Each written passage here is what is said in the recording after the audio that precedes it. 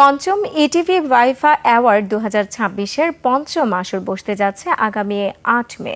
চলচ্চিত্র, নাটক, সঙ্গীতের পাশাপাশি এবার যুক্ত হচ্ছে কন্টেন্ট ক্রিয়েটর ক্যাটাগরি। বিস্তারিত আকবর হোসেন সুমনের রিপোর্টে।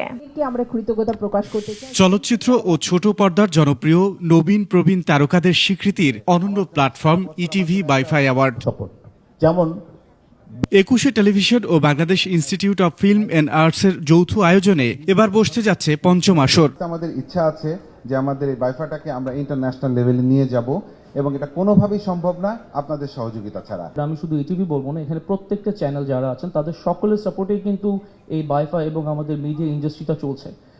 ওনাদের সাপোর্টটা যদি না থাকে, we are nothing, we are just a part of the game and they are the main players.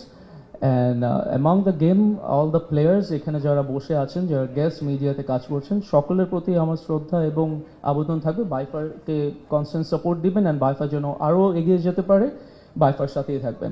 Academic award হিসেবে স্বীকৃতির স্বপ্ন বাইফার নেপথ্যের কারিগরদের। বাইফাই একমাত্র শুরু করেছে যেখানে নাটক এবং চলচ্চিত্র নিয়ে গবেষণা এবং ভালো কিছু দেয়া, এবং তারই ধারাবাহিকতায় আজকে 2026 সালে এই বাইফার যে পঞ্চম আসর আমরা করতে যাচ্ছি 8 মেতে। আমরা যে বাইফাকে ইনস্টিটিউশনাল অ্যাওয়ার্ড করার যে স্বপ্নটা দেখছি, ইনশাআল্লাহ near future the dream will come true also. পঞ্চম আসরে নতুন সব ধামাকার হাতছানি দিয়েছেন আয়োজকরা।